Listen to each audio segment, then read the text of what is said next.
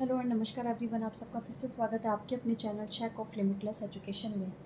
हम DSSP general paper के previous year question papers discuss करे थे। जनरल पेपर के मैथ्स एंड रीजनिंग के भी हमने कुछ पेपर्स डिस्कस करे हैं। आज हम मैथ्स का previous year question paper third discuss करेंगे और एक ही वीडियो में हम कंप्लीट पेपर डिस्कस कर लेंगे। मीन्स 20 के 20 क्वेश्चन एक ही वीडियो में कवर अप करेंगे। तो जल्दी जल्दी सॉल्व करते हैं और स्टार्ट करते हैं आज की क्लास। ध्यान से समझिएगा और वीडियो लास्ट तक देखिएगा। डीएसएसबी में स्टार्टिंग के क्वेश्चंस इजी होते हैं, फिर धीरे धीरे लेवल बढ़ने लगता है और क्वेश्चंस को थोड़ा ट्रिकी करके देना स्टार्ट कर देते हैं। तो इसीलिए कंप्लीट वीडियो को देखिएगा और वीडियो पसंद आए तो लाइक ज़रूर कीजिएगा और चैनल पे फर्स्ट टाइम आए तो चैनल को सब्सक्राइब करना भी मत भूलिएगा। तो स्टार्ट करते हैं आज की class. Now first question is a number 9876x3 is divisible by 3। What are the possible values of x. अब आपको एक नंबर दे रखा है, उस नंबर में एक डिजिट आपको गिवन नहीं है। अब हमें बताना है उस जो डिजिट हमें गिवन नहीं है उसकी प्लेस पे ऐसा क्या नंबर आएगा कि वो जो कंप्लीट नंबर है वो डिविजिबल हो जाए 3 से। तो इस क्वेश्चन को सॉल्व करने से पहले आपको डिविजिबिलिटी रूल पता होना चाहिए। अब डिविजिबिलिटी रूल किसका, यहाँ पे हमारे पास 3 की बात कर रहा है, तो डिविजिबिलिटी रूल आपको 3 का पता होना चाहिए। 3 का डिविजिबिलिटी रूल क्या होता है, हम डिजिट्स को क्या करते हैं, ऐड करते हैं। डिजिट्स को ऐड करने के बाद अगर वो एडिशन का जो नंबर है अगर वो 3 से डिवाइड हो रहा है तो जो आपका गिवन नंबर है वो भी क्या करेगा, 3 से डिवाइड होगा। अगर उसका एडिशन 3 से डिवाइड हो रहा है तो गिवन नंबर भी 3 से डिवाइड होगा। फॉर एग्जांपल हमने एक नंबर लिया 23, एक नंबर ले रहे हैं हम 31, एक नंबर ले रहे हैं हम 24। ठीक है, अब इनको, ये आपको नंबर गिवन है, इनको ऐड ऑन कीजिए। 2 + 3 5, 3 + 1 4, 4 and 2 here 6। अब यहाँ पे ऐड करने के बाद ये 3 से डिवाइड नहीं हो रहा तो 23 भी 3 से डिवाइड नहीं होगा। 4 3 से डिवाइड नहीं हो रहा तो 31 भी 3 से डिवाइड नहीं होगा। 6 3 से डिवाइड हो रहा है तो 24 भी हमारा 3 से डिवाइड होगा। तो डिविजिबिलिटी रूल तो ये कहता है। ओके, होप यहाँ तक आप सबको बात क्लियर हो गई होगी डिविजिबिलिटी रूल की।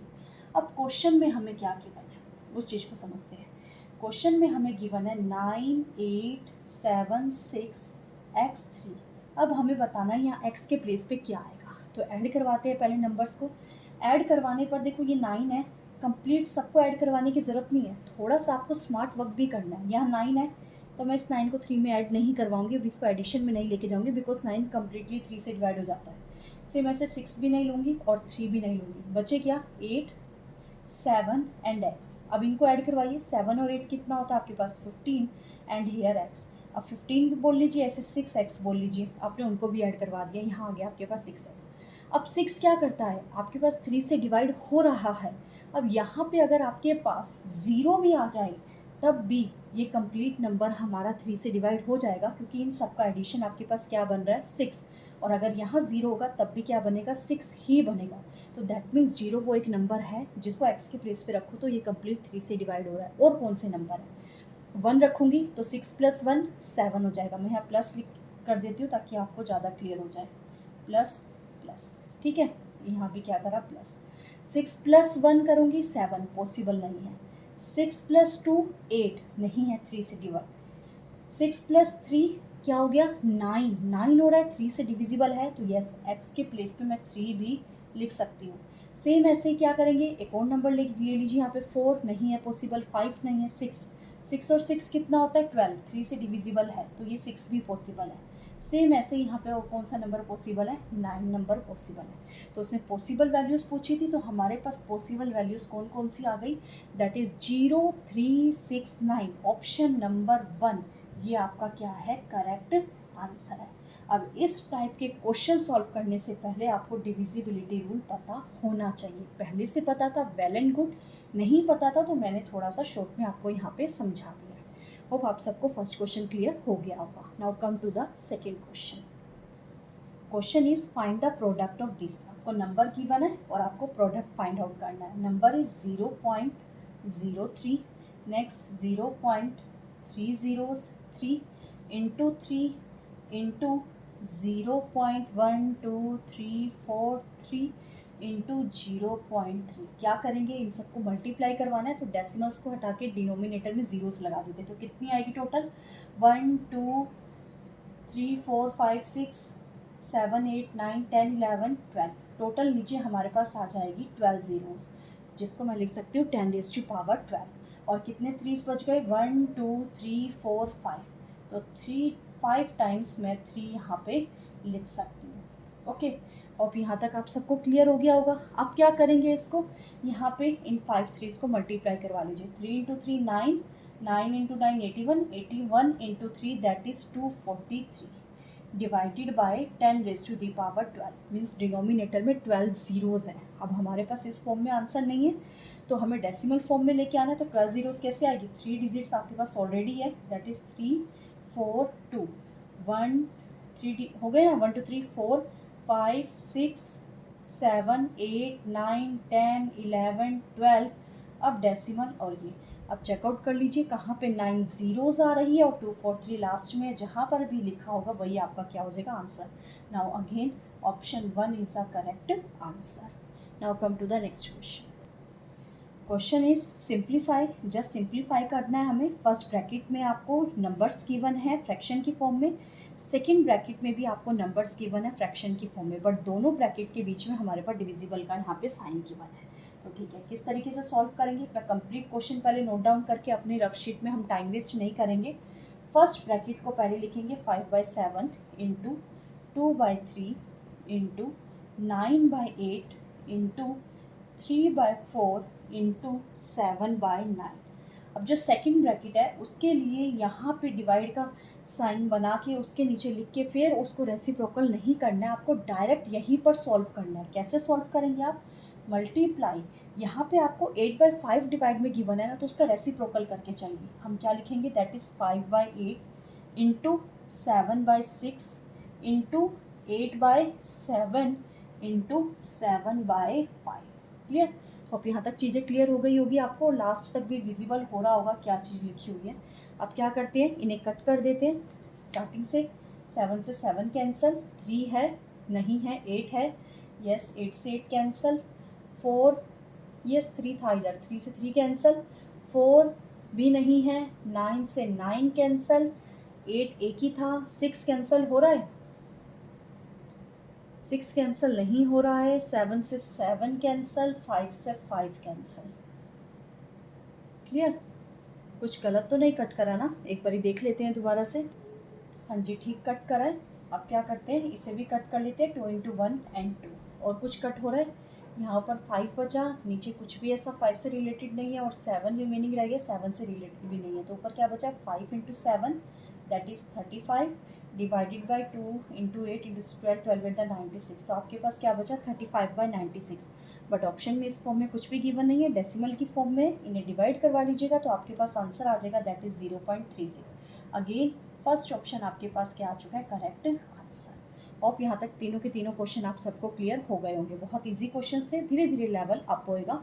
ऐसे यहीं पर वीडियो देख के स्किप नहीं करनी है या फिर लिव नहीं करना है कि ये तो बहुत इजी क्वेश्चन है, नहीं, ये DSSB का एग्ज़ाम है और ये मैंने मैथ का सेक्शन मैथ के ही पेपर से उठाया, TGT मैथ से, क्योंकि वहाँ पर अच्छे क्वेश्चन आते हैं, तो इसलिए इस वीडियो को कंप्लीट देखिएगा। तो अब बढ़ते हैं नेक्स्ट क्वेश्चन की side. Now next question, what is the smallest number that leaves a remainder of 7, 17 and 23 when divided by 12, 22 and 28? देखो क्वेश्चन समझो पहले क्या कह रहा है, कह रहा है वो सबसे छोटा नंबर कौन सा है, क्वेश्चन नंबर 4, वो सबसे छोटा नंबर कौन सा है, मैंने उसे एनलेट कर लिया। लीव्स अ रिमाइंडर 7, 7 रिमाइंडर दे रहा है जब मैं 12 से डिवाइड कर रही हूँ, यानी कि उसमें 7 एक्स्ट्रा है। अगर मैं 7 करवा दूँ उसमें से सब्ट्रैक्ट, तो वो डिवाइड हो जाएगा किससे, 12 से डिवाइड हो जाएगा। सेम ऐसे ही उसी स्मॉलेस्ट नंबर में से जब मैं 17 डिवाइड करवा माइनस करवा देती हूँ, बिकॉज 17 एक्स्ट्रा है, वो रिमाइंडर है, तो वो 22 से डिवाइड हो जाता है। सेम उसी नंबर में से जब मैं 23 डिवाइड करवा देती हूँ, तो वो नंबर हमारे पास 28 से डिवाइड हो जाता है। तो इस टाइप के जब भी आपके पास क्वेश्चन आ जाए, तो आप कहीं और मेथड ना लगा के आप ऑप्शन से ही कर लीजिएगा, वो क्वेश्चन डेफिनेटली आपका करेक्ट आएगा। जैसे यहाँ पे हमें फर्स्ट ऑप्शन में गिवन है 1843।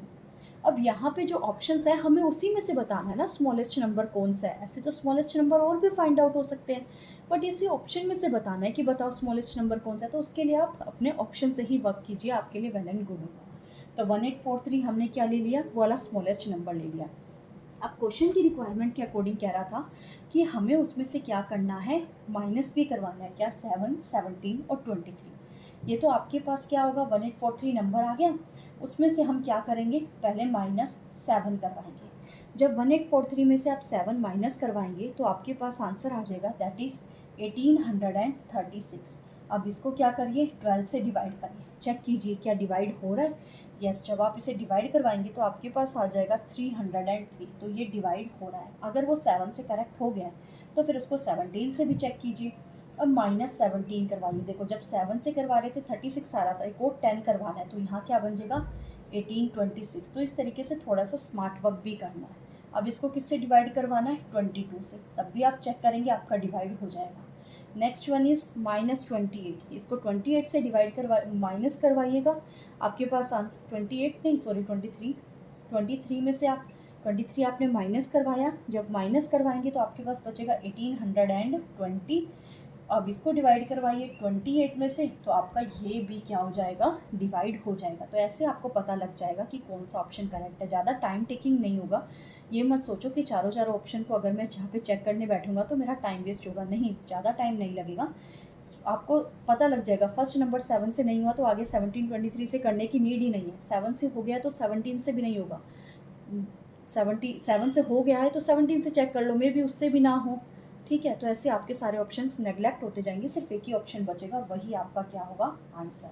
तो यहाँ पे फोर्थ क्वेश्चन के लिए भी आपका ऑप्शन नंबर फर्स्ट करेक्ट है। Now come to the next question. Fifth question is, two numbers are in the ratio 5:7 such that their LCM is 175. Find the HCF of those numbers. Okay. Fifth question में हमें 2 numbers given है, उनका ratio given है। मैंने first number 5x select कर लिया और second number 7x select कर लिया। अब हमें फॉर्मूला पता है that product of first number and second number is equal to product of LCM and HCF। Okay, अब यहाँ क्या होगा, 5 × 7 35x² is equal to LCM is given which is 175 and HCF हमें फाइंड आउट करना है। तो सॉल्व करेंगे, यहाँ पे हमारे पास आ गया x², 35 × 5 इज़ 175 × HCF, ये आपने लिख लिया। अब ऑप्शन में देखिए आपको गिवन है दैट इज़ 5 4 3 2, यहाँ 2 लिखेंगे तो आपके पास क्या आ गया, 5 × 2 विच इज़ 10। ये कंप्लीट स्क्वायर बनना चाहिए, जब भी ऐसी फॉर्म आ जाए तो बस ये याद रखो यहाँ पे कंप्लीटिंग नंबर बनना चाहिए। नहीं बन रहा है तो आपका क्या हो जाएगा, यहाँ पे नहीं सॉल्व हो रहा है तो ये रॉन्ग हो गया। ऐसे 5 × 3 15, वो भी नहीं हो रहा। 5 × 4 नहीं हो रहा, 25 × 5 जब आप सॉल्व करेंगे 5 × 5 इज़ 25, जिसको आप लिख पा रहे हैं 5 स्क्वायर की फॉर्म में, x² is equal to 5 square. तो इसीलिए जो आपका आंसर है वो क्या आ जाएगा, 5 आ जाएगा। ठीक है, now next question. Question is P is equal to 64, Q is equal to 2 and R is equal to 4. If P varies directly as a square of Q and inversely as a square of R, then what is the value of P for Q is equal to 4 and R is equal to 8? अब देखो ये जो directly और inversely proportional है, मैंने previous year question paper second में भी ये चीज़ बताई थी, वहाँ भी ये क्वेश्चन आया था। कैसे वर्क करता है, हम कैसे लिखते हैं, P इज इक्वल टू, जब डायरेक्टली प्रोपोर्शनल की बात आए तो वो न्यूमिनेटर में लिखते हैं और इन्वर्सली प्रोपोर्शनल की बात आए तो डिनोमिनेटर में लिखते हैं, और ये प्रोपोर्शनैलिटी का हमारे पास सिंबल होता है। तो क्वेश्चन में कह रहा था P is directly proportional to square of Q and inversely proportional to square of R। इसको मैं कैसे लिख सकती हूँ, जब मुझे प्रोपोर्शनैलिटी का साइन हटाना होता है इज इक्वल टू लगा के, तो यहाँ पे कांस्टेंट ऑफ प्रोपोर्शनैलिटी कोई भी अल्फ़ाबेट लिखना पड़ता है। और इसको मैं कैसे लिख सकती हूँ, that is Q/R whole square. यहाँ पे वैल्यूज़ गिवन है, P इज़ 64, के कांस्टेंट आपको गिवन नहीं है, Q/R is given that is 2/4, जिसको मैं लिख सकती हूँ 1/2 का होल स्क्वायर। 1/2 दैट मीन्स यहाँ पे 2 का स्क्वायर करेंगे 4, के की वैल्यू आपके पास आ गई 64 × 4 इज इक्वल टू के। कॉन्स्टेंट ऑफ प्रोपोर्शनैलिटी आपके पास आ चुका है। अब हमें P की वैल्यू फाइंड आउट करनी है जहाँ पे Q और R की वन है। तो कैसे करेंगे, हमें पता है, ये चीज़ पता है, तो यहीं पर आपको ये वैल्यू सॉल्व करनी है। P आपको नहीं पता, P एज इट इज़, के प्लेस पे आप क्या लिखेंगे, अब 64 × 4, और यहाँ पे Q/R क्या दे रखा है आपको, 4/8, जिसको अगेन मैं लिख सकती हूँ 1/2 का होल स्क्वायर, जिसको हम लिख सकते हैं 1/4। 4 से 4 कट हो गया तो P की वैल्यू आपके पास क्या आ गई, 64, and that will be your answer. Option number 3 is your correct answer. Now question number 7। Seventh question is if 81x square minus 126x5 plus 49y square is equal to 0 then find the ratio of y ratio x। अब देखो यहाँ पे ये इस equation को देखते ही आपके mind में एक चीज़ आ जाएगी, एक आइडेंटिटी आ जाएगी, सबसे सिंपल आइडेंटिटी जो हर किसी को आती है जो मैथ्स करने बैठता है। वो कौन सी आइडेंटिटी है? देखो मैं इसे कैसे लिख सकती हूँ सिंप्लीफाई करके। 81x स्क्वायर को लिख सकते हैं 9x square plus 49y square को लिख सकते हैं 7y होल स्क्वायर। आगे माइनस का साइन गिवन है तो माइनस फॉर्मूला क्या होता है A square plus B square minus 2a। A is 9x and B is 7y is equal to 0। हम अपनी गिवन इक्वेशन को इस तरीके से सिंप्लीफाई करके लिख सकते हैं। अब ये कौन सी आइडेंटिटी बन गई? यहाँ पे आप देख सकते हैं ये आइडेंटिटी बन रही है that is A square plus B square minus 2ab is equal to 0 where a is 9x and b is 7y। तो ये आइडेंटिटी किसके इक्वल होती है? a minus B whole square के। तो मैं इसको किसके इक्वल लिख सकती हूँ? That is 9x minus 7y whole square is equal to 0। इसको और अगर सॉल्व करेंगे तो यहाँ पे 0 है तो इसको मैं ऐसे लिख सकती हूँ 9x is equal to 7y। अब हमें y रेशो x निकालना था, x को नीचे ले आइए, 7 को यहाँ पे नीचे ले आइए, यहाँ बचेगा 9/7 और इधर आएगा y/x। तो y रेशो x की वैल्यू आपके पास आ गई that is 9/7 and 9/7 is our required answer. That means option number 2 is our correct answer। Clear? Just एक आइडेंटिटी ही यहाँ पे अप्लाई करनी थी और क्वेश्चन बहुत ईजिली सॉल्व हो गया। Now come to the next question. Eighth question is the population of a town is given this if it increases at a rate of 8% per annum then what is the population after 2 year। अभी recent में ही मैंने simple interest वाला chapter complete करवाया है। अगर आप इस question को इस पॉपुलेशन को अगर सिंपल इंटरेस्ट के साथ भी कंपेयर करवाएंगे तो आपको ये क्वेश्चन बिल्कुल उसी की तरह लगेगा। तो मैं इसको वहीं उसी कंसेप्ट पे लेके जा रही हूँ जो मैंने सिंपल इंटरेस्ट पे करवाया था। जो पॉपुलेशन है of a town that means मैं उसको प्रिंसिपल ऐड कर सकती हूँ और प्रिंसिपल मैंने हमेशा आपको बताया था वो 100% के इक्वल होता है। तो 100% की वैल्यू आपको दे रखी है that is 7896 and then 4 zeros। Clear? अब हमें बात करना है कि आफ्टर 2 years कितना हो जाएगा। तो आफ्टर 2 years के बाद का अमाउंट निकालना है, दैट मीन्स हमें अमाउंट फाइंड आउट करना है। ये प्रिंसिपल की तरह वर्क कर रहा है, ये अमाउंट, और अमाउंट के प्लेस पे हम क्या लिखते थे? Rate of interest into time. अब ये क्या 8 इंटू 2 कितना हो गया 16% तो हम सिंपल इंटरेस्ट के लिए यूज़ करते थे, अमाउंट के लिए कितना यूज़ करेंगे 116। तो कैसे लिखेंगे 116 की वैल्यू फाइंड आउट करनी हो तो दिस बाय 100 इंटू 116, 2 0 से 2 zeros कैंसल आउट। इसे जब मल्टीप्लाई करवाएंगे तो हमारे पास आंसर आ जाएगा दैट इज़ 9209894। यही क्या है हमारा answer, that means option number 4 is are correct answer. Clear? Hope आप सबको क्वेश्चन क्लियर हो गया होगा। No come to the next question. If A salary 17% more than B salary then how many percent is B salary less than A. देखो जब इस type के question आते हैं आपको जस्ट क्या करना है, एक फॉर्मूला अप्लाई करना है और वो फॉर्मूला कौन सा है मैं वो आप सबको बताती हूँ। देखो 9th क्वेश्चन में फॉर्मूला क्या आपको अप्लाई करना है, जब आपको क्वेश्चन में ऐसे वैल्यू गिवन हो मोर 17% मोर 20% मोर 25% मोर, तब आप लिखेंगे x, ये वो परसेंटेज है जो इंक्रीज़ कर रहा है, divided by 100 plus x into 100। जब माइनस कराओ 17% लेस 20% लेस 25% लेस, तब आप कैसे वैल्यू फाइंड आउट करेंगे x by 100 minus x into 100। ये ट्रिक है इस टाइप के क्वेश्चन के लिए, आप इस तरीके से भी देखिए रिवाइज करिएगा, दिमाग में रखिएगा तो कभी भी क्वेश्चन नहीं भूलोगे। तो आपके पास ये फॉर्मूला आ गया। फिलहाल इंक्रीज वैल्यू दे रहा था 17% इंक्रीज, तो ये वाला कंसेप्ट यूज़ करेंगे। तो वैल्यू पुट करते हैं, हमें कितना इंक्रीज करने के लिए कह रहा था 17%, तो मैं क्या लिख सकती हूँ यहाँ पे 17 बाय 117 इंटू 100। क्लियर? हमने यहाँ लिख लिया 17 बाय 117 इंटू 100। अब कुछ कट हो रहा है, इसको कट करवा लीजिएगा। कट करवाने के बाद जब हमारे पास डायरेक्ट मल्टीप्लाई डिवाइड करवा के जो आंसर आएगा दैट विल बी 14.53%। ठीक है? अब आप सबको एक क्वेश्चन क्लियर हो गया होगा कि किस तरीके से सॉल्व करना है।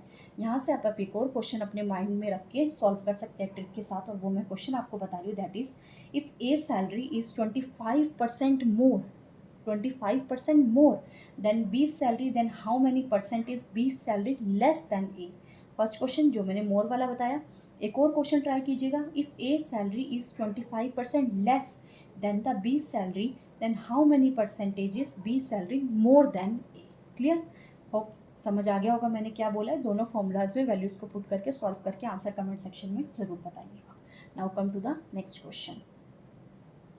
Question is, if the average of 4 consecutive even numbers is 55, then what is the largest number? बहुत इजी क्वेश्चन है। क्वेश्चन नंबर 10 कह रहा है 4 कंजिक्यूटिव इवन नंबर्स हैं, उनका एवरेज आपको गिवन है 55। अब एवरेज होता क्या है? Just the middle term. तो अगर ये 4 टर्म्स है तो ये वाली मिडल टर्म होगी और ये क्या हमारे पास एवरेज 55। अब कंजिक्यूटिव इवन नंबर कह रहा था और इवन नंबर की भी बात कर रहा था, तो 55 के बाद जस्ट इवन नंबर कौन सा होता है? 56। और नेक्स्ट क्या हो जाएगा इवन नंबर? 58। इधर क्या आ जाएगा? 54 और इधर क्या आ जाएगा? 52। हमसे पूछा था लार्जेस्ट नंबर, तो 58 हमारा क्या हो जाएगा आंसर। अगर पूछता स्मॉलेस्ट नंबर तो हमारे पास 52 क्या हो जाता आंसर। अगर टोटल 4 वैल्यूज़ पूछता है कौन कौन सी है तो हम बोलते हैं 52, 54, 56 एंड 58। ठीक है। Now next question. Question is, a man plays 21 innings of cricket. The average runs of 21 innings is 4 runs more than the average runs of 20 innings. He scored 95 runs is 21 innings. What is the average of all innings? देखो ये average वाला question है और इस type के inclusion वाले या फिर एक्सक्लूजन वाले क्वेश्चंस मैंने करवाए थे। जिन्होंने मेरी वीडियोस में से देख के इस चैप्टर को समझा है उनको इस क्वेश्चन को करने में बिल्कुल भी प्रॉब्लम नहीं आई होगी। वो कुछ ही सेकंड्स में उन्होंने इस क्वेश्चन को सॉल्व कर लिया होगा। जिन्होंने देख रखा है वेल एंड गुड, उनका क्वेश्चन सॉल्व हो गया होगा, वो अपने आंसर को क्रॉस चेक कर सकते हैं। जिनको नहीं आता है वो इस क्वेश्चन को ध्यान से देखिए, डेफिनेटली आपका क्वेश्चन क्लियर हो जाएगा। और प्रैक्टिस के लिए और क्वेश्चन के लिए, इस कंसेप्ट को और ज़्यादा डिटेल में समझने के लिए प्लेलिस्ट पे जाके आप एवरेज चैप्टर के वीडियोस को देख सकते हैं। तो फिलहाल देखते हैं इस क्वेश्चन का सॉल्यूशन। नाउ 11th क्वेश्चन क्या कह रहा है? 20 इनिंग्स पहले उसने प्ले करी थी, उसका कुछ एवरेज था। ओके, हम एवरेज यहाँ लिखते हैं। फिर उसने 21 इनिंग्स प्ले करी थी, दैट मीन्स 20 + 1 एक न्यू इनिंग थी, उसमें भी उसने कुछ एवरेज लिया है। बट दिस टाइम जो एवरेज है वो प्रीवियस एवरेज से 4 ज़्यादा है। ठीक है। अब वो ये भी बोल रहा है ये जो 21st इनिंग है उसमें इसने कितने रन बनाए हैं? 95 रन बनाए हैं। अब कंसेप्ट को ध्यान से समझिएगा। अब ये 4 ज़्यादा है, ये 4 ज़्यादा हुआ कैसे? ये लोग तो पहले कुछ ना कुछ नंबर लेके बैठे हुए थे, वो इनका एवरेज था। अब इनका क्या हो रहा है? 4 ज़्यादा हो रहा है, दैट मीन्स इस सबको 4 4 4 4 ज़्यादा मिले होंगे, तभी तो एवरेज में भी 4 ज़्यादा हो गया। अब इनको ये 4 ज़्यादा दिए किसने होंगे? जो ये एक नया मेंबर आया है उसी ने तो दिए होंगे, बाकी सब तो पुराने ही हैं। तो इस एक नए मेंबर ने कितने दिए हैं पहले वो चीज़ फाइंड आउट करनी है। अगर एवरेज 4 इंक्रीज़ कर रहा है तो टोटल 20 थे, 20 × 4 तो कितना हो गया हमारे पास? 80। यानी कि 80 जो इसमें रन्स है, 80 रन्स जो है किनको दिए हैं? इन 20 इनिंग्स को उसने डिस्ट्रीब्यूट कर दिया है। समझ में आया या नहीं? ये जस्ट समझाने के लिए लिखा है। उसने क्या करा है? 80 रन्स को इन 20 के बीच में डिस्ट्रीब्यूट करा है। 95 में से 80 तो डिस्ट्रीब्यूट कर दिया, बचा कितना? 15। अब ये जो बचा हुआ है ये इन्हीं 15 नंबर्स को तो लेके बैठा हुआ है। अब ये जस्ट 15 ही क्यों लेके बैठा हुआ है? क्योंकि उसको यहाँ पे एवरेज क्या बनाना था? 15 बनाना था। और इन सबको भी 4 4 इसलिए दिया ताकि ये सब भी इस एवरेज में मिक्स हो जाए, इस एवरेज में वो इंक्लूड हो सके। ये 15 लेके बैठा तो इन सबके पास भी अपने 15 15 हो सके, इसीलिए उसने क्या करा है? उनको 4 4 4 4 दिए हैं। दैट मीन्स इसके बाद टोटल 95 थे, 80 ने डिस्ट्रीब्यूट कर दिए, खुद कितना लेके बैठा है? 15। और लेके 15 क्यों बैठा है? क्योंकि एवरेज 15 ही बनाना था।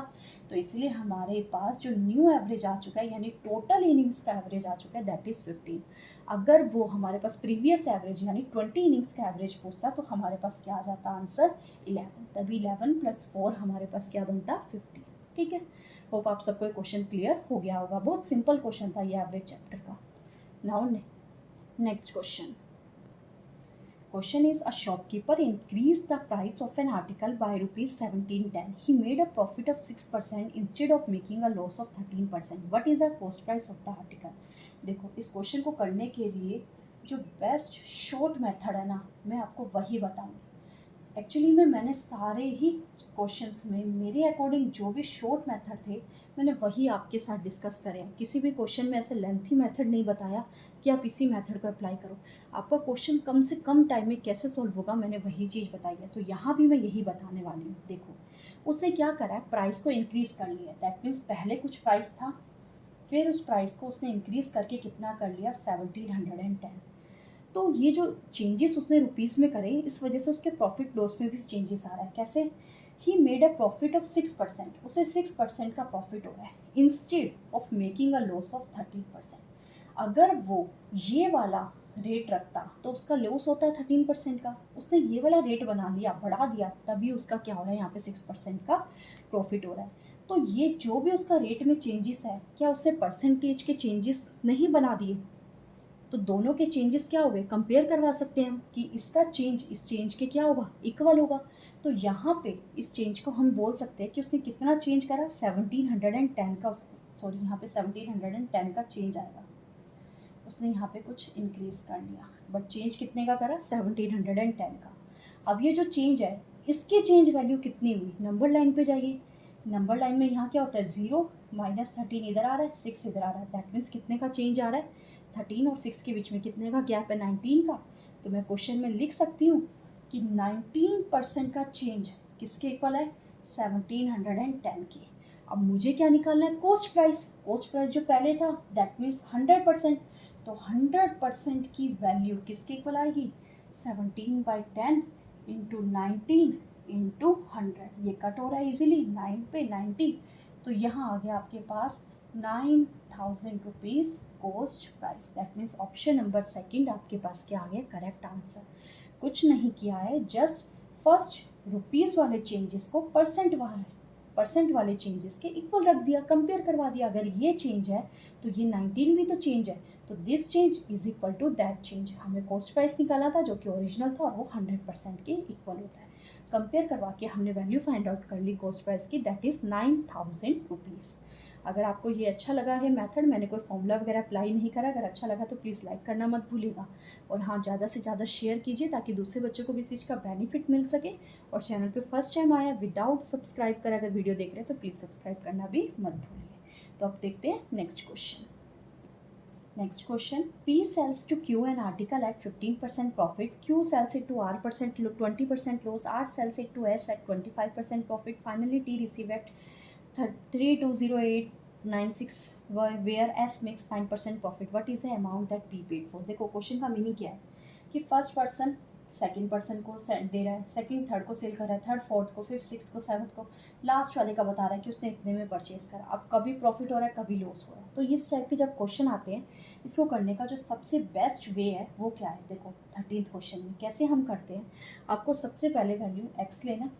अब अगर परसेंटेज इंक्रीज़ की बात करेगा तो 100 + x, अगर लॉस की बात करेगा तो हम 100 - x लिखेंगे। तो क्या बोल रहे हैं, 15% प्रॉफिट, तो आप लिखेंगे 115/100। नेक्स्ट परसेंटेज कह रहा है 20% लॉस, दैट मीन्स 80/100। नेक्स्ट कह रहा है 25% profit, that means 125/100। Okay, next आपको कह रहा है 25% प्रॉफिट, 80% हो गया, 25% प्रॉफिट हो गया। ओके, नेक्स्ट कह रहे हैं 9% प्रॉफिट, वो आ गया 109/100। अब इज इक्वल टू जो लास्ट पर्सन जितने में रिसीव कर रहा है उसकी वैल्यू, दैट इज़ 320896। क्या करना है आपको इस क्वेश्चन में, अब अगर आपको परसेंटेज की डायरेक्ट वैल्यू फ्रैक्शन की फॉर्म में गिवन है वहाँ से लिखेंगे आप, वेल एंड गुड, बहुत बढ़िया होगा, आपकी कैलकुलेशन बहुत ईजी हो जाएगी। और अगर नहीं लिखते हैं तो फिर इसे यहाँ कट कीजिए, कट करने के बाद सॉल्व करने के बाद मैथमेटिकल कैलकुलेशन आपको खुद ही करनी पड़ेगी। आप क्या कीजिए, फिर वैल्यू फाइंड आउट कर लीजिए। एक्स की वैल्यू यहाँ पे आपके पास आ जाएगी 256000। That is option number third is your correct answer. ठीक है, आप कैलकुलेशन जितनी ज़्यादा जल्दी कर पाएंगे उतनी जल्दी ये क्वेश्चन को आप सॉल्व करके अपना एक मार्क पक्का कर पाएंगे। Now next question. Question is, the shopkeeper marked a good at 34% over its cost price. After that he gave a 40% discount. Did he make a loss? What is the percentage of such profit or loss? ठीक है, अब question में देखो क्या कह रहा है। 14th question में कह रहा है the shopkeeper marked a good at 30% over it's cost price. तो कॉस्ट प्राइस मैंने लेट कर लिया 100। अब मार्क प्राइस में वो 34% ज़्यादा बोल रहा है, तो मार्क प्राइस हो गया 134। आगे कह रहा है कि उसने जो डिस्काउंट परसेंटेज दिया है दैट इज़ 40%। तो 40% का डिस्काउंट किसके ऊपर, डिस्काउंट हमेशा मार्क प्राइस के ऊपर होता है, तो सॉल्व करते हैं। 40% का डिस्काउंट है, दैट मीन्स 40% किसका लेना है हमें, 134 का लेंगे। कट करेंगे तो हमारे पास 134 को 4 से मल्टीप्लाई करवा लेते हैं, तो हमारे पास यहाँ पे आ जाएगा दैट इज़ 4 इंटू 4 16, 4 द 12 और 4 936। यस, हमारे पास आ गया। तो अब हम क्या करेंगे, यहाँ पे पॉइंट भी लगा लीजिए, नहीं सॉरी 536, 4 4 द 16 12 और एक 13 4 और 1, ठीक है, 53.6 हमारे पास यहाँ पे क्या आ चुका है, हमारे पास डिस्काउंट आ चुका है। अब डिस्काउंट आ गया 53.6। अब डिस्काउंट अगर 53.6 का है, 134 में से डिस्काउंट को जब आप ये माइनस करवाएंगे तो सेलिंग प्राइस कितना आ जाएगा आपके पास, 134 में से 53.6 सब्ट्रैक्ट करवाएंगे तो हमारे पास यहाँ पे जो सेलिंग प्राइस बन के आने वाला है दैट इज़ 80.4। सेलिंग प्राइस आ गया 80.4। अब हमें बताना है प्रॉफिट हो रहा है कि लॉस हो रहा है। कॉस्ट प्राइस 100 है, सेलिंग प्राइस कितना है आपके पास, दैट इज़ 80.4, यानी कि लॉस हो रहा है हमें। उसने पूछा था ना कि did it make a loss, yes it will make a loss. आपके पास आंसर आ चुका है लॉस में। लॉस परसेंटेज फाइंड आउट करना पड़ेगा। वैल्यू क्या आएगी, 100 में से 80.4 माइनस करवाना पड़ेगा, that is 19.6 divided by cost price into 100 solve करवाएंगे तो 19.6 परसेंटेज लॉस हमारे पास आंसर आ जाएगा। दैट मीन्स ऑप्शन नंबर 3 हमारा क्या आ गया, करेक्ट आंसर। ठीक है, कॉस्ट प्राइस अगर 100 लेट करके सॉल्व करेंगे तो यहाँ डिवाइड में 100 आ जाएगा, जो कि कैलकुलेशन को ईजी कर देगा। कहीं ना कहीं एक बार तो कैलकुलेशन करनी ही पड़ेगी, यहाँ पे छोटी सी कैलकुलेशन करनी पड़ी है 2 जगह पे, तो हमारा ये क्वेश्चन यहाँ से ईजी हो गया। ठीक है, now next question. Next question is, if rupees this becomes rupees this in some time at 8.5% per annum, then what is the duration for which the sum has been compounded in years? Principal given है, amount given है, rate of interest given है, compounded annually की भी बात कर रहा है, हमें टाइम फाइंड आउट करना है। ठीक है, अब इस टाइप के क्वेश्चन को आप कैसे सॉल्व करेंगे, जो बेस्ट अप्रोच है मैं आपको वही बता रही हूँ। देखो, सबसे पहले जो हमारे पास ट्रेडिशनल मेथड होता है वहाँ पे आपको एक चीज़ पता है, फॉर्मूले में आता है 1+r/100 आता है। इस चीज़ को हमें यूज़ करना है, तो हमें यहाँ पे वैल्यू दे रखी है 1+8.5/100। यहाँ डेसिमल के साथ सॉल्व करेंगे तो आपके पास आ जाएगा 1.08.5%। आ गया, यहाँ तक क्लियर हो गई बात। अब देखो, अब बात कर रहे हैं हम 1 बाय 1 सारी चीज़ें यहाँ पे चेक करेंगे। ऑप्शंस में क्या गिवन है, 1 ईयर, 2 ईयर, 3 ईयर, 4 ईयर, सबके लिए चेक करेंगे। तो हम पहले 1 ईयर की बात कर रहे हैं। अगर 1 ईयर की बात करेंगे, मेरे पास रेट आ गया है, प्रिंसिपल कितना होता है, कितना गिवन है, 1 2 3 4 5 जीरोस गिवन है, ये प्रिंसिपल है। इसके ऊपर हमारा ये रेट लगा, रेट लगेगा। आप इसे सॉल्व करेंगे, 30 से 30 कैंसिल आउट हो जाएगा, फिर 7 से मल्टीप्लाई करवाना बहुत ईजी रहेगा। आपके पास आंसर आ जाएगा 759500 रुपीज़ आ गया। अब ये 1 ईयर के लिए क्या अमाउंट आपके पास आया जो क्वेश्चन में गिवन था, अभी नहीं आया, तो 1 ईयर आंसर नहीं है। अब नेक्स्ट चेक कीजिए फॉर 2 ईयर, सेकेंड ईयर यानी कि अब 2 ईयर के लिए आप चेक कीजिए। अब कंपाउंड इंटरेस्ट क्या कहता है, प्रिंसिपल पे इंटरेस्ट नहीं लगता, जो अमाउंट आता है अमाउंट पे लगता जाता है। अब ये अमाउंट आया है, अब इसके ऊपर इंटरेस्ट लगेगा, लगाइए। अब second 759500, rate of interest same की बात कर रहा है, तो अगेन 1.085%। ठीक है, लगाएंगे, सॉल्व करेंगे तो आपके पास यहाँ पे आंसर आ जाएगा, दैट इज़ 8, ये परसेंट क्यों लगा रही हूँ मैं, यहाँ तो सॉल्व कर लिया ना, दैट इज़ 824057.5। अब क्वेश्चन में मैच कीजिए, यही आपको अमाउंट की ज़रूरत थी और 2 ईयर में अमाउंट आ चुका है। अगर अमाउंट आपका सेकेंड ईयर में आपको रिसीव हो गया जो क्वेश्चन में गिवन था, तो यानी कि 2 ईयर्स ही आपका क्या होगा, आंसर होगा। नहीं सोल्व रिसीव हो रहा है तो 3rd ईयर के लिए चेक कीजिए, फिर 4th ईयर के लिए चेक कीजिए, ऐसे ज़्यादा लेंथी तो दिया नहीं होगा। बस ये कंडीशन वहीं पर अप्लाई होगी जहाँ पे आपको जो ईयर्स की वैल्यू है वो आपको होल नंबर में गिवन हो, नेचुरल नंबर्स में गिवन हो। यहाँ वैल्यूज़ आपको ऑप्शन में दिख गई 1 2 3 4 गिवन है, तो उस चीज़ के लिए ये मेथड आपके लिए बेस्ट रहेगा। ठीक है, अब आप सबको ये क्वेश्चन क्लियर हो गया होगा कि कैसे मैंने शॉर्ट मेथड से आपको ये क्वेश्चन कुछ ही सेकेंड्स में सॉल्व करवा दिया। जस्ट थोड़ी सी मल्टीप्लीकेशन है, वो तो आपको देखो करनी ही पड़ेगी। ठीक है, डीएसएसबी में मेरा एक्सपीरियंस है, मैंने जितने भी क्वेश्चन पेपर्स देखे हैं कि कैलकुलेशन तो वो ट्रिकी देता ही है। अभी तक हमने यहाँ पे 20 क्वेश्चंस का सेट देखना है और 20 क्वेश्चंस में से हमने 15 क्वेश्चन डिस्कस कर लिया, दैट मीन्स 15 क्वेश्चन डिस्कस कर लिया और 5 question I think at least 5 question तो ऐसे आ ही गए हैं जिसमें कैलकुलेशन थोड़ी सी ज़्यादा है।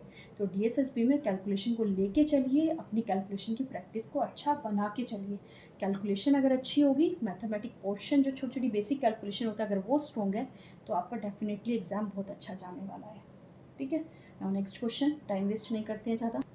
16th question, find the number of spheres of radius 1.4 centimetre that can be made from a big sphere of diameter 42 centimetre. ये तो बिल्कुल ही हमने कर रखा है 8 9 10th क्लास में, 7th क्लास में भी इवन कर रखा होगा, मुझे ध्यान नहीं आ रहा, बट हाँ 9 10th में ज़रूर कर रखा है। तो वहाँ पे हम कैसे करते थे क्वेश्चंस को, 16 क्वेश्चन, जब भी हमें ऐसे number of BRICS find out करने होते थे या कुछ, तो यहाँ पे हमें क्या फाइंड आउट करना है, number of spheres find out करने हैं। अब जो ये स्फेयर्स बने हैं, स्फेयर्स बने किससे बने हैं, ये भी स्फेयर से ही बने हैं दूसरे, तो वो कैसे होगा, तो ऊपर आपको लिखना पड़ेगा यहाँ पे वॉल्यूम ऑफ बिगर स्फेयर और नीचे लिखना पड़ेगा आपको वॉल्यूम ऑफ स्मॉलर स्फेयर।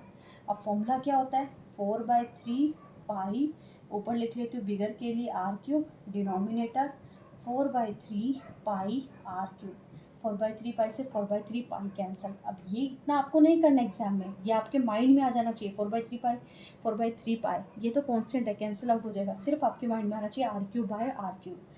अब बिगर डायमीटर गिवन है 42, 42 लिख के उसको 2 से डिवाइड नहीं करना है, आपको डायरेक्ट करना है 21 21 इंटू 21। डिवाइड में क्या गिवन है, रेडियस 1.4 1.4 1.4, पॉइंट हटाएंगे तो यहाँ आपके पास आ गया 1000। 7 से कट हो रहा है बहुत ईजिली, 3 3 3, यहाँ पे क्या आ जाएगा 2 2 2, ये और भी कट हो रही है तो इन्हें और भी कट कर लीजिए। ठीक है, वहाँ 1000 आएगा तो फिर 500 बन जाएगा, 500 को कट करेंगे फिर देन आपके पास यहाँ पे 125 बन जाएगा, 125 और 225, 225 बनेगा, 500 का हाफ करना है ना, 250 बन जाएगा, सॉरी। अब यहाँ पे क्या करेंगे, 3 इंटू 3 इंटू 3 इंटू 250 मल्टीप्लाई करवा लीजिएगा। मल्टीप्लाई करवाने के बाद जो आपके पास यहाँ पे आंसर आने वाला है that is 3375 will be your answer. Clear, तो छोटे छोटे कितने स्फेयर्स बन के आएंगे, 3375। यहाँ पे हमें एक और बारी कट कर लेना, हमने सिर्फ 2 बारी कट करा है, एक और बारी कट करेंगे तो 125 आएगा, तो 125 से मल्टीप्लाई करवा के आपके पास 3375 आएगा। ओके, मुझे वही कन्फ्यूज़न था, 250 से करेंगे तो इतना स्मॉलर नंबर थोड़ा आ जाएगा मल्टीप्लाई करवा के, 3 टाइम्स कट करवाना है ना, बिकॉज नीचे 3 2s थे। ओके, 1 कट करवाया 500 आ गया, सेकंड कट करवाया 250 आ गया, फिर उसको कट करवाया था 125 आ गया। होप कि एक चीज़ आप सबको क्लियर होगी जो कन्फ्यूज़न होगी। नाउ नेक्स्ट क्वेश्चन, नेक्स्ट आपके पास टाइम एंड वर्क का क्वेश्चन है, देखते हैं। 17th question, P and Q can do a work in 6 days, Q and R in 8 days, R and P in 10 days, they did the work for 3 days and then P left, how long will Q and R take it they work together। बहुत easy question है, time and work के question मैंने आपको करवाए हैं, बहुत easily solve हो गए थे क्वेश्चंस, तो ये वाला भी बहुत इजीली सॉल्व हो जाएगा अगर आपको कंसेप्ट वहाँ समझ आया।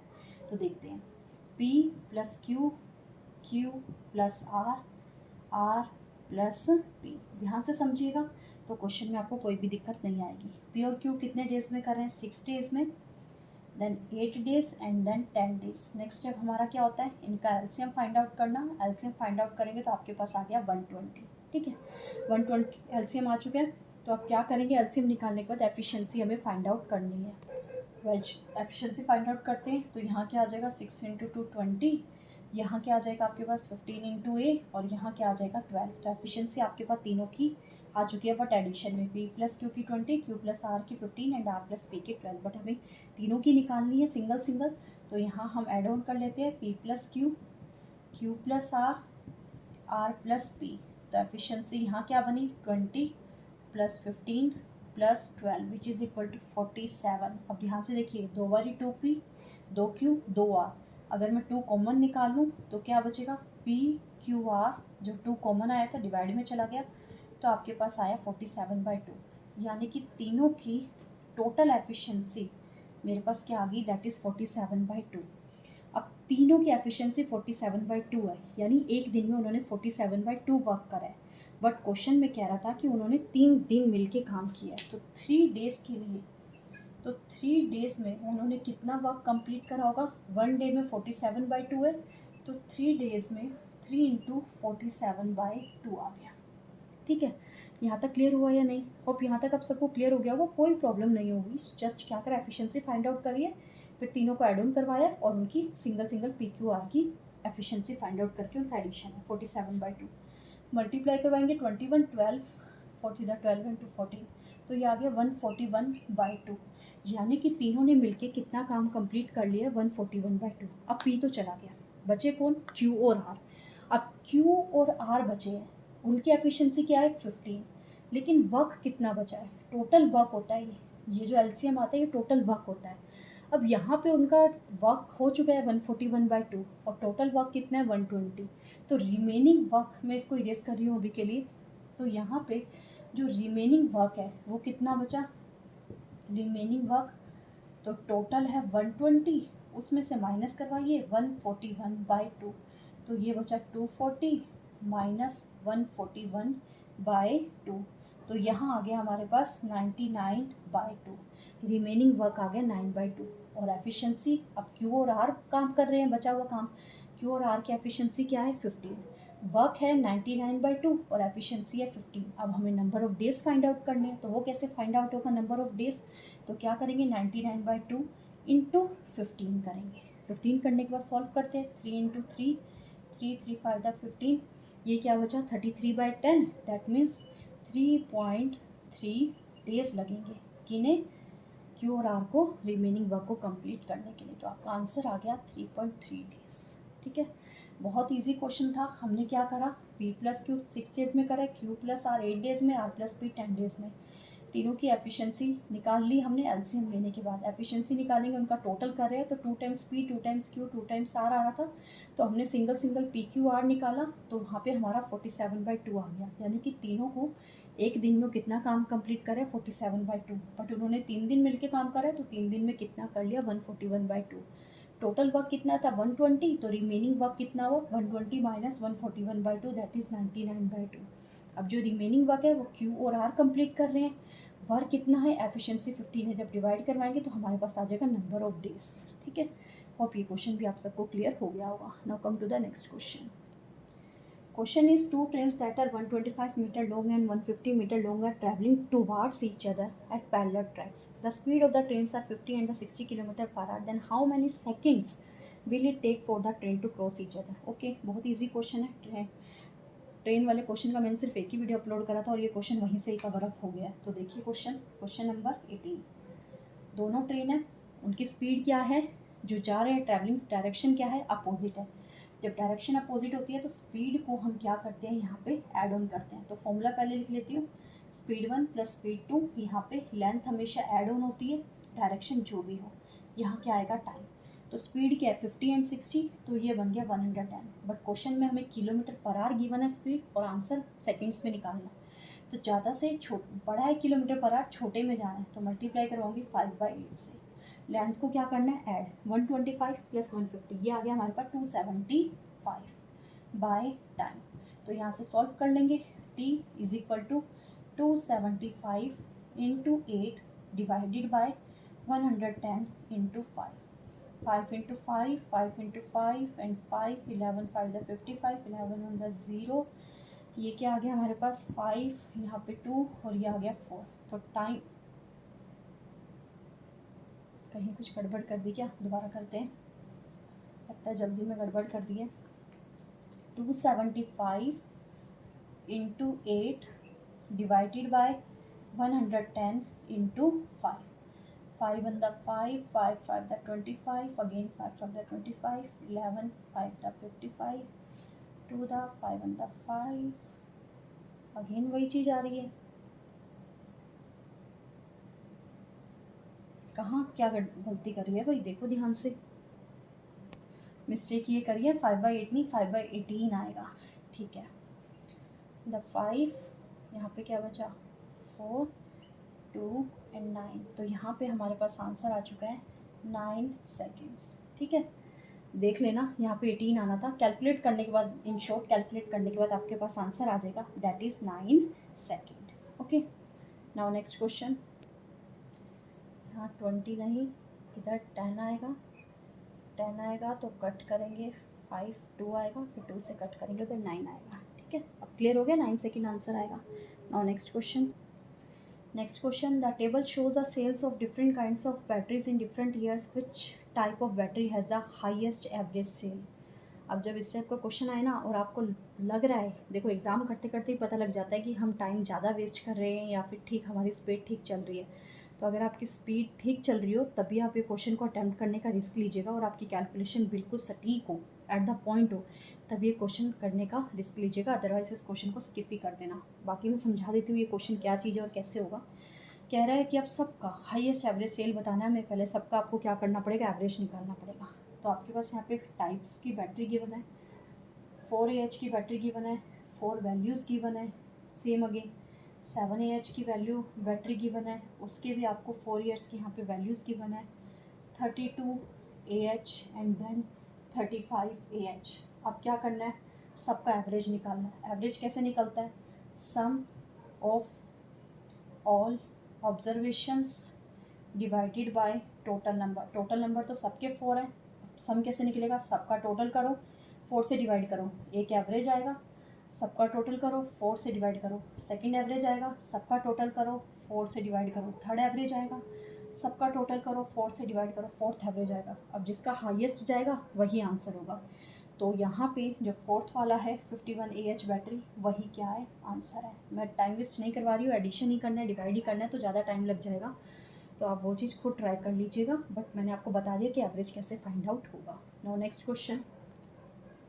Next question, the data pertaining to the production of motor bikes in India is represented in the graph. Graph given है आपको, what is the contribution of CBZ in terms of the percentage of total production in year 2017 and 18। अब देखो ये क्या कह रहा है, 2017 और 18 की प्रोडक्शन में जो हमारे CBZ है, वहाँ पे कोई कंपनी है, जो भी कंट्रीब्यूशन है उसका जो नेम है, हमें उसका परसेंटेज फाइंड आउट करना है, दोनों का। तो पहले इस क्वेश्चन में हमें क्या करना पड़ेगा, 2017 में तीनों कंपनीज़ का क्या क्या कंट्रीब्यूशन है हमें वो लिखना पड़ेगा, प्लस प्लस, ठीक है। सेम ऐसे ही 2018 में भी तीनों कंपनी ने कंट्रीब्यूट करा है, तीनों का लिखना पड़ेगा। उसके बाद कह रहा है कि हमें बताना है कि ये जो CBZ वाली कंपनी है ना, इसका कितना कंट्रीब्यूशन है, हमें ये चीज़ फाइंड आउट करनी है। तो कैसे निकलेगा, CBZ का कंट्री यानी कि इसकी वैल्यू डिवाइडेड बाय टोटल तीनों की वैल्यू इनटू 100। सेम ऐसे ही यहाँ भी निकालना है 2018 का CBZ तीनों का टोटल वैल्यू इनटू 100। जब ऐसे डिवाइड करवाएंगे तो आपके पास आंसर आ जाएगा। यहाँ पे टोटल करवा के आपके पास वैल्यू आ जाएगी 73615, ठीक है। यहाँ पे टोटल वैल्यू आ जाएगी 45807। अब टोटल वैल्यूज़ आ गई है, मैं फिर भी डिवाइड करके बता देती हूँ कैसे लिखना है। तो CBZ की वैल्यू यहाँ पे आपको फर्स्ट नंबर पे क्या गिवन है, 7465, तो divided by total that is 73615 into क्या करेंगे 100, यहाँ पे 5 आएगा, इंटू क्या करेंगे 100। जब यहाँ करवाएंगे आप कैलकुलेट करवाएंगे तो आपके पास आंसर आ जाएगा 37.30%। सेम ऐसे यहाँ पे आपके पास आंसर आ जाएगा 28.10%, ठीक है। होप आप सबको आज की क्लास अच्छी लगी होगी। 20 के 20 क्वेश्चंस हमने एक ही वीडियो में कवर अप करे हैं, और क्वेश्चंस को सॉल्व करने का जो सबसे बेस्ट मेथड हो सकता है मैंने आपको बताने की कोशिश करी है, और क्वेश्चन को जितना भी सिंप्लीफाई वे में समझा सकती हूँ समझाने का ट्राई किया है।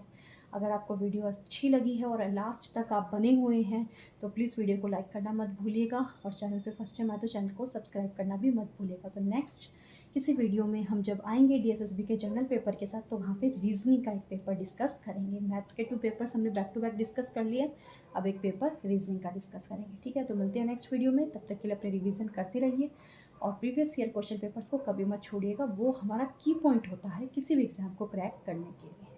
तो thank you for the watching, thanks a lot.